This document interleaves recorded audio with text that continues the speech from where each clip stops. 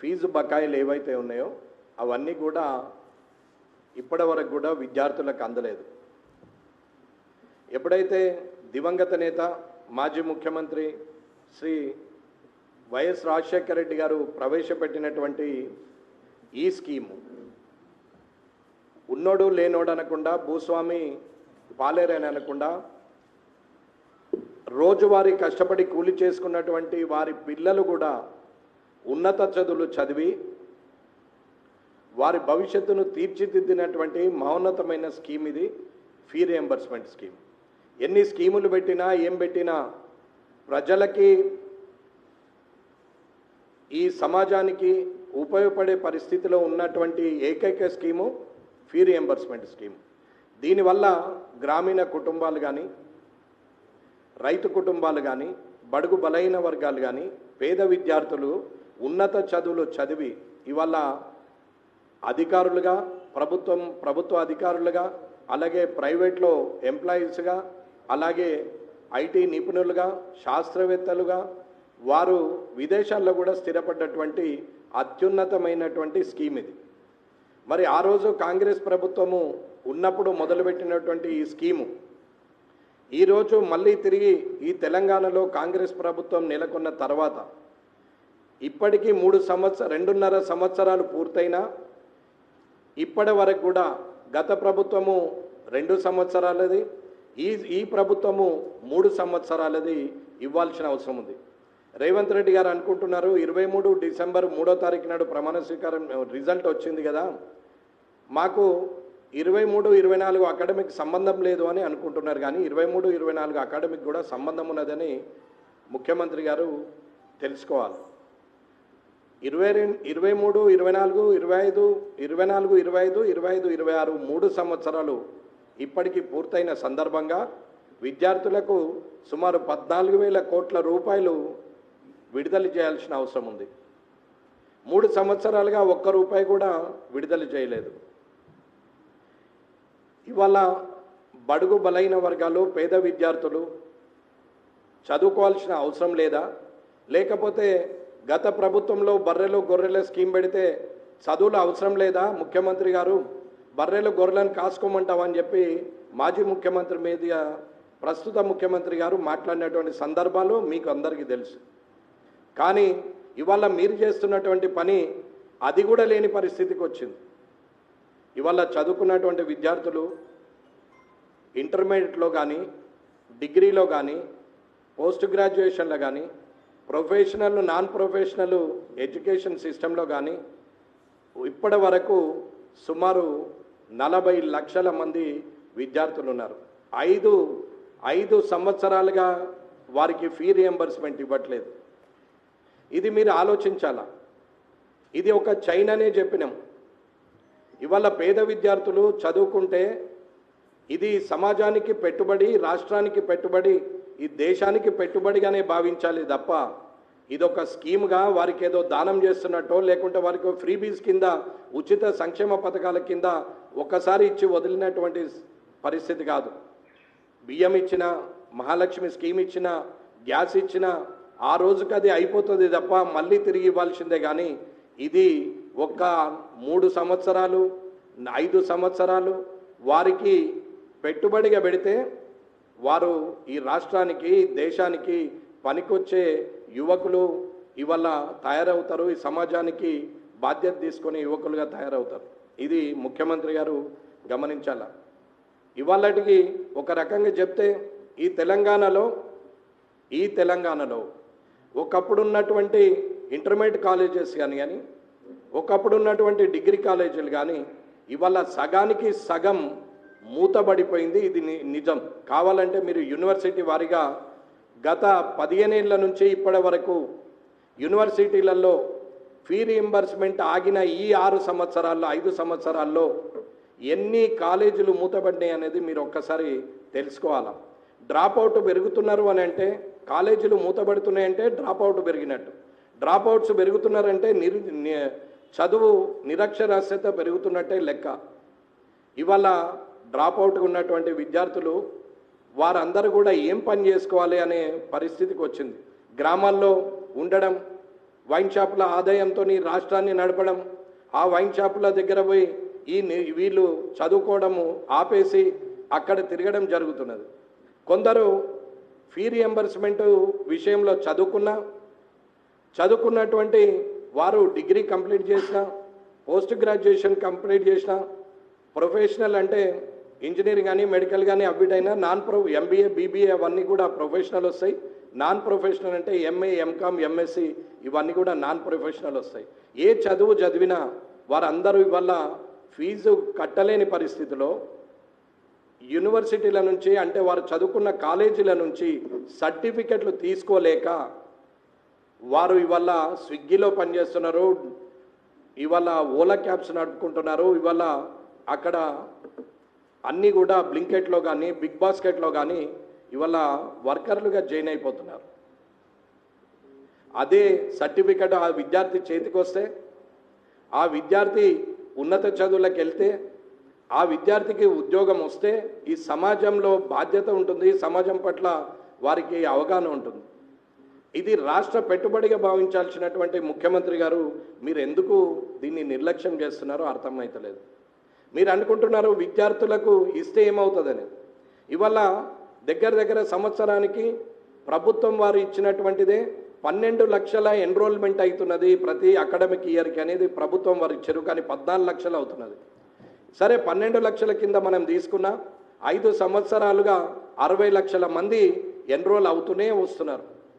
అందులో ఎలిజిబుల్గా వచ్చిన వాళ్ళు సెంట్రల్ గవర్నమెంట్ నుంచి ఎస్సీ ఎస్టీలో వచ్చి ఇచ్చిన పేమెంట్ ఇచ్చిన వాళ్ళు పోను సుమారు 40 లక్షల మంది ఇవాళ ఫీ రియంబర్స్మెంట్ మీద చదువుకుంటున్నారు. ఈ 40 లక్షల మంది తల్లిదండ్రులను లెక్కేసుకుంటే వాళ్ళు ఒక 80 లక్షల మంది. ఈ 40 లక్షల మంది చదువుకున్న కాలేజీలు అక్కడ ఉద్యోగస్తులు సుమారు 1,00,000 మంది. 1,00,000 మంది అంటే వారి కుటుంబము 4గురిని వేసుకున్న వాళ్ళు ఒక 4 లక్షల మంది. ఇవాళ ఓవరాల్గా దీని మీద ఆధారపడి ఇది ఒక చైన్గా ఉంటుంది.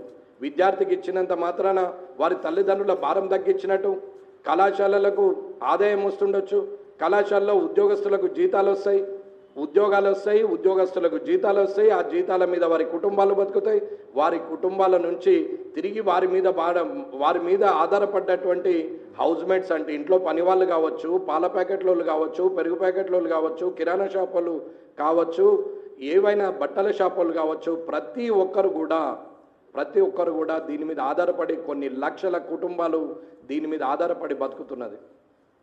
ఇవాళ మహాలక్ష్మిలో ఎంతమంది ఆడవాళ్ళు తిరుగుతున్నారని చెప్పుకుంటున్నారు. ఇంద్రమిల్లు కట్టిస్తే ఇంతమంది ఉన్నారు అని అంటున్నారు. దీంట్లో తప్పులేదు, కాదని నేను అనట్లేదు. మూసినది చేయడం తప్పని అనట్లేదు, కాదని నేను అనట్లేదు. ఫార్మాసిటీని ఫ్యూచర్ సిటీగా మారిస్తే తప్పనట్లేదు, కాదని నేను అనట్లేదు. కానీ ఫీ రియంబర్స్మెంట్ ఇవ్వకపోతే మాత్రం ఈ సమాజానికి భవిష్యత్తు తరానికి విద్యార్థులకు నష్టం జరుగుతుంది. ఈ రాష్ట్ర భవిష్యత్తు అంధకారం అవుతుంది. ఈ రాష్ట్రంలో ఖచ్చితంగా విద్యా వ్యవస్థ నాశనం అవుతుంది.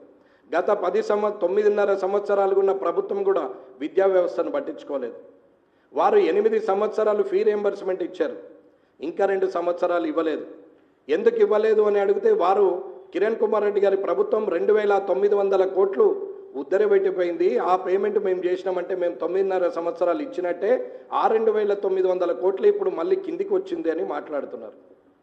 ఇవాళ ఈ ప్రభుత్వం ఏమో గత ప్రభుత్వం అప్పులు చేసిందని మాట్లాడతారు. వాస్తవంగా ముఖ్యమంత్రి గారికి నేను చెప్పేది ఏంటంటే, వాస్తవంగా నిజంగానే గత ప్రభుత్వము ఫీ రియంబర్స్మెంట్ ఇచ్చింది, కళాశాలలు నడిచినాయి. 9.5 సంవత్సరాలు పాత బాకీతో సహా వారు 8 సంవత్సరాల ఫీ పేమెంట్ కూడా చేశారు. ఆ 2 సంవత్సరాలు బోను ఈ కొత్తగా 3 సంవత్సరాలు ఈ ముఖ్యమంత్రి గారు ఫీ రియంబర్స్మెంట్ మీద ఎందుకు తక్కువ అంచనా వేస్తున్నారు అనేది అర్థం చేసుకోవాలి.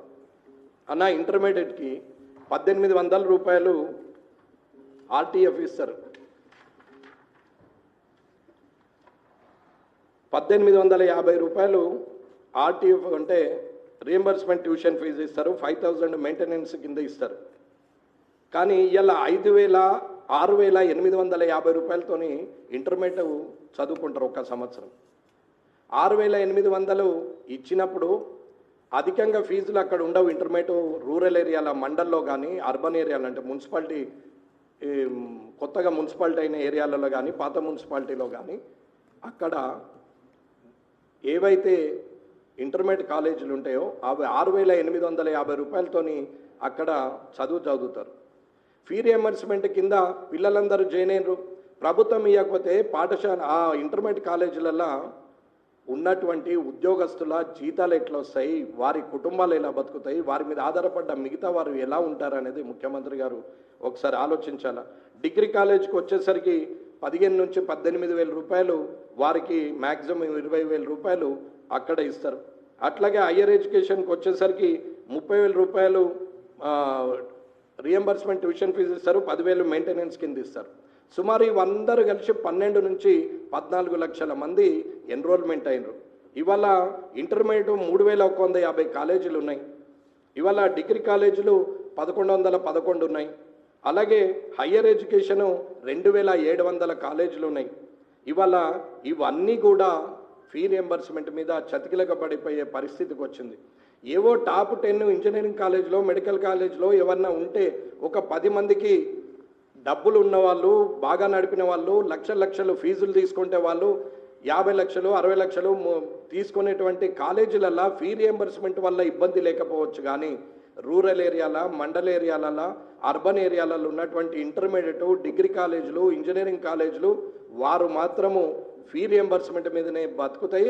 అందులో ఉన్న ఉద్యోగస్తుల జీతాలు కూడా ఫీ రియంబర్స్మెంట్ మీదనే వస్తాయనేది ముఖ్యమంత్రి గారు కనుక్కోవాలి. ఇవాళ తెలంగాణలో 43 రికగ్నైజ్డ్ యూనివర్సిటీస్ ఉన్నాయి. అందులో 19 స్టేట్ అండ్ పబ్లిక్ యూనివర్సిటీస్ ఉన్నాయి, 12 ప్రైవేట్ యూనివర్సిటీస్ ఉన్నాయి, 4 సెంట్రల్ యూనివర్సిటీస్ ఉన్నాయి, 5 డీమ్డ్ యూనివర్సిటీస్ ఉన్నాయి, 2 నేషనల్ ఇన్స్టిట్యూట్స్ ఉన్నాయి, 1 స్పెషలైజ్డ్ స్టేట్ లెవెల్ ఇన్స్టిట్యూషన్ ఉంది. ఇందులో సెంట్రల్ యూనివర్సిటీస్ 4 అంటే Hyderabad university of Hyderabad, English and foreign languages university of Tarnaka, Maulana Azad national Urdu university Gachibowli, అట్లాగే సమ్మక్క సారక్క సెంట్రల్ యూనివర్సిటీ ములుగు. ఇవి 4 యూనివర్సిటీలు అవి బోను. స్టేట్ అండ్ పబ్లిక్ యూనివర్సిటీ 19 ఉంటాయి. ఉస్మానియా నుంచి మొదలు పెడితే చదివితే 19 ఉన్నాయి. ఇలాగే ప్రైవేట్ యూనివర్సిటీస్ 12 ఉన్నాయి. Anurag and Malla Reddy university Hyderabad, Mahindra university Bahadurpally, Woxsen university Sangareddy, SR and Sreenidhi university Warangal and Ghatkesar, Guru Nanak MNR and NICMAR university Hyderabad and Sangareddy, Kaveri university Siddipet, అలాగే అమితి అండ్ సెయింట్ మేరీ రియాబ్ యూనివర్సిటీ రంగారెడ్డి జిల్లాల్లో ఉన్నాయి. డీమ్డ్ యూనివర్సిటీస్ 5 ఉన్నాయి. IIITH and ICFAI university Hyderabad, Chaitanya deemed university Warangal, అట్లాగే BITS Pilani GITAM university Hyderabad. National institute specialised 3 ఉన్నాయి. IIT Hyderabad, NIT Warangal, NIMS Hyderabad. ఇన్ని యూనివర్సిటీల్లో మనకు ఎన్ని బ్రాంచెస్ ఉన్నాయి, ఎంతమంది చదువుతున్నారు అంటే 12 లక్షల మంది ప్రతి గవర్నమెంట్ ప్రకారంగా ప్రతి సంవత్సరము ఎన్రోల్మెంట్ అవుతున్నాయి. అంటే ఇప్పుడు నేను మాట్లాడుతున్న ఈ సందర్భంలో ఇప్పుడు అడ్మిషన్లు అవుతున్నాయి. ఇప్పుడు కూడా 12 నుంచి 14 లక్షల మంది ఇవాళ పిల్లలు చదువుకోవడానికి ఎన్రోల్మెంట్ అవుతున్నది. అలాగే మీరు ఏదైతే చేయాలనుకున్నారో అది తొందరగా చేయాలి. ఫీ రియంబర్స్మెంట్ ఇవ్వకపోతే ఒకప్పుడు చంద్రబాబు నాయుడు గారి గవర్నమెంట్లో రైతులు ట్యాంకు బండి మీదకి వస్తే ఎలాంటి పరిస్థితి వచ్చిందో ఒకసారి జ్ఞాపకం ఉంచుకో రేవంత్ రెడ్డి గారు. అప్పుడు మీరు ఆ పార్టీలో నేను ఉన్నట్టున్నారు. రెండవసారి తెలంగాణ ఉద్యమం ఉవ్వెత్తున లేచినప్పుడు తెలంగాణ ఉద్యమం ట్యాంక్ బండి మీదకి వస్తే ఎలాంటి పరిస్థితి ఎదురైందో మీరు ఒక్కసారి ఊహించుకోండి. తిరిగి విద్యార్థి విప్లవం మొదలైతే అదే ట్యాంక్ బండి మీద అవన్నీ కూడా మరకలుగా ఉండిపోయే పరిస్థితి వస్తుంది అనేది రేవంత్ రెడ్డి గారు జ్ఞాపకం ఉంచుకోవాలి. ఇదేం పొలిటికల్ స్టేట్మెంట్ కాదు ముఖ్యమంత్రి గారు. ఎట్టి పరిస్థితుల్లో ఫీ రియంబర్స్మెంట్ ఇవ్వాల్సిందే, విద్యార్థుల భవిష్యత్తును కాపాడాల్సిందే, కళాశాలల ఉద్యోగస్తుల జీవితాలు ఉద్యోగాలు నిలబడాల్సిందే, విద్యా వ్యవస్థ ఈ రాష్ట్రంలో విద్యా వ్యవస్థలో ప్రథమ స్థానానికి రావాల్సిందే అనేది నా అభిప్రాయము, పార్టీ అభిప్రాయం. మీరు ఎట్టి పరిస్థితులలో కూడా ఇవాళ మొత్తము పేమెంటు ఒకేసారి విడుదల చేయాల్సిన అవసరం ఉంది అని చెప్తున్నాను. మీరు పేమెంటు రిలీజ్ చేయకపోతే ఈ 4-5 రోజులలో పార్టీ నిర్ణయం ప్రకారంగా మేము ఎమ్మెల్యేలము, ఎమ్మెల్సీలు, ఎంపీలు అందరు కలిసి ప్రతి యూనివర్సిటీకి వెళ్తాం, ప్రతి కాలేజ్కి వెళ్తాం, ప్రతి ఇంటర్మీడియట్, డిగ్రీ, పోస్ట్ గ్రాడ్యుయేషను, అట్లాగే technical side, professional and non professional colleges అన్నీ వెళ్తాం. సుమారు ఇవన్నీ కాలేజీలు కలిస్తే మనము ఎంత 12 లక్షల మంది స్టూడెంట్స్ని మేము కలిసి ఒక్క సంవత్సరమే, అదే 3 ఏళ్ళకేస్తే 36 లక్షలు, 4 ఏళ్ళు పాస్డ్ అవుట్ అయిన వాళ్ళని లెక్కేస్తే 60 లక్షల మంది, ఎలిజిబుల్ ఉన్న వాళ్ళు 40 లక్షల మంది ఇవాళ కాలేజీలలో చదువుతున్నారు. ఒకటి ఫస్ట్ ఇయర్ నుంచి, ఇంటర్మీడియట్ నుంచి మొదలు పెడితే ఇంజనీరింగ్ ఫైనల్ ఇయర్ వరకు, మెడికల్ ఫైనల్ ఇయర్ వరకు ఇవాళ 40 లక్షల మంది స్టూడెంట్స్ ఇవాళ ఉన్నారు. ఇది కాలేజ్ వైజ్ లిస్టు ప్రకారంగానే మాట్లాడుతున్నాం. కావాలంటే మీ హయ్యర్ ఎడ్యుకేషన్లా, బోర్డ్ ఆఫ్ ఇంటర్మీడియట్లా, మీరు డిగ్రీ దాంట్లో మీరు ఖచ్చితంగా మీరు చూసుకుంటే మీ ప్రిన్సిపల్ సెక్రటరీస్ చెప్తారు, మీ దగ్గర డాటా ఉందనే నేను అనుకుంటున్నా. ఇంజనీరింగ్ కాలేజీలు ఈ రాష్ట్రంలో ఇంజనీరింగ్ కాలేజీలు 178 ఉన్నాయి. డిప్లొమా ఇంజనీరింగ్ ఏమో 40 ఉన్నాయి, B pharmacy 121, D pharmacy 65, MBA 265, MCA 52, MTech 85, M pharmacy 107, BEd 210, DEd 67, law 3 years and 5 years 41, polytechnic 120, architecture, bachelor of architecture, master of architecture 16 కాలేజీలు, ఫిజికల్ ఎడ్యుకేషన్ 21, నర్సింగ్ 200, మొత్తం కలిస్తే ఇవన్నీ కూడా 1500 పైబడి ఉన్నాయి. అట్లాగే బీటెక్ ఇవాళ మనం ఏదైతే పేమెంట్ ఇవ్వాల్సినటువంటి వీళ్ళందరికీ కూడా మామూలుగా బీటెక్ 35,000, ఎంబీఏ, ఎంసీఏ 27,000, పాలిటెక్నిక్ 39,000 రూపాయలు, నర్సింగ్కు 40,000 రూపాయలు, లాకు 25,000 రూపాయలు, బీఎడ్కు 16,500, డిఎడ్కు 11,500, డి ఫార్మకి 68,000, బి ఫార్మస్కి 27,000, ఎం ఫార్మస్కి 1,10,000. ఈ రకంగా ఫీజులు ఉన్నప్పుడు పిల్లలు ఎలా చదువుతారు అనేది మీరు ఒక్కసారి ఆలోచించాలి. రేవంత్ రెడ్డి గారు గత ప్రభుత్వంతో ఎవరైనా కుమ్మక్కై ఎడ్యుకేషన్ ఇన్స్టిట్యూషన్స్ ఓనర్లు ఎవరైనా గత ప్రభుత్వానికి అనుగుణంగా ఉంటే ఉండొచ్చు. ఉన్నోడు హైదరాబాద్లో 25 ఎకరాలతో ఒక కాలేజ్ ఏర్పాటు చేసిన వాళ్ళు, 100 ఎకరాలతో డీమ్డ్ యూనివర్సిటీలు ఏర్పాటు చేసిన వాళ్ళు ఎవరైనా ఉంటే ఉండొచ్చు. వారు ఒక 10 మంది. నాకు తెలిసి ఈ ఒక్క దగ్గర 12 నుంచి 14 లక్షల ఎన్రోల్మెంట్ల దగ్గర మీరు 15,000 కోట్ల రూపాయలు బాకీలు ఉన్నారు.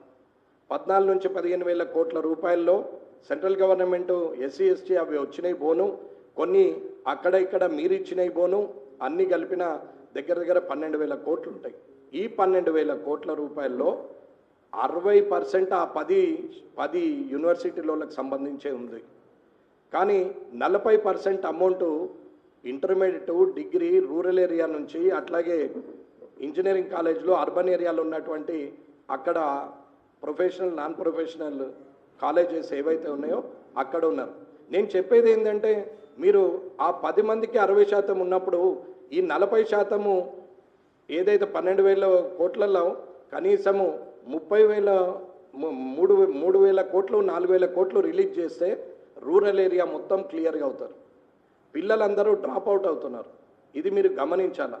ఒక 10 మందినో 5గురినో దృష్టిలో పెట్టుకొని ఇప్పుడు ఉన్నటువంటి ఇన్ని కాలేజీలలో ఫీ రియంబర్స్మెంట్ ఇవ్వకుండా మీరు ఇబ్బంది పెడితే ఇవాళ విద్యార్థులు డ్రాప్ అవుట్స్ అవుతున్నారు అనేది ఆలోచించాలి.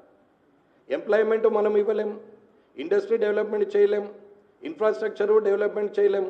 ఉన్న చదువులు చదువుకొని వారిది వారు బతుకుతారంటే ఫీ రియంబర్స్మెంట్ ఇవ్వలేం అని అంటే ఎట్టి పరిస్థితులలో ప్రతి కాలేజీకి వెళ్ళి ప్రతి స్టూడెంట్ను కలిసి ఎట్టి పరిస్థితుల్లో ఇది ఉద్యమ రూపకంగా తీసుకొస్తామని చెప్తున్నాను నేను. ఈ 10-15 రోజుల లోపల మీరు రిలీజ్ చేయకుంటే ఖచ్చితంగా కాలేజీల వరకు వెళ్ళి విద్యార్థులతో మాట్లాడి వచ్చే నెల 1వ తారీఖు వరకు ట్యాంకు బండ్ మీద కనీసము 20 లక్షల మంది స్టూడెంట్స్ హైదరాబాద్ దిగ్బంధనం చేస్తారని చెప్తున్నాం. విద్యార్థులు ఇరిటేట్గా ఉన్నారు, ఇబ్బందికరంగా ఉన్నారు.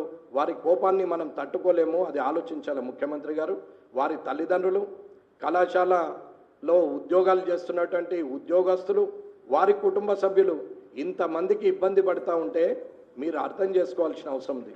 రాజకీయంగా ఆలోచించి మీరు ఆలోచించి కనీసం అవి రిలీజ్ చేస్తే మా ముఖ్యమంత్రి గారు రేవంత్ రెడ్డి గారు రిలీజ్ చేశారని మీకే పాలాభిషేకం చేసి వచ్చేసారి మీరు 2034 దాకా మీరే ఉంటామన్నారు కదా, కనీసం రిలీజ్ చేయండి. రిలీజ్ చేసి 34 దాకా ఉండే అవకాశం అన్న వస్తుంది. కానీ మీరు రిలీజ్ చేయకపోతే 2034 కాదు 2028 లోపలనే ఇబ్బంది పడే పరిస్థితి ఉంటుంది. ఈ 2026 జూన్ 1వ తారీఖు వరకు మీ జూలై 1వ తారీఖు వరకు మీరు రిలీజ్ చేయకపోతే ఖచ్చితంగా విద్యార్థి విప్లవం అనేది మరొక శకం మీద స్టార్ట్ అవుతుంది. ఇవాళ మరో తెలంగాణ ఉద్యమాన్ని ఎలాగైతే చవిచూసిరో ఈ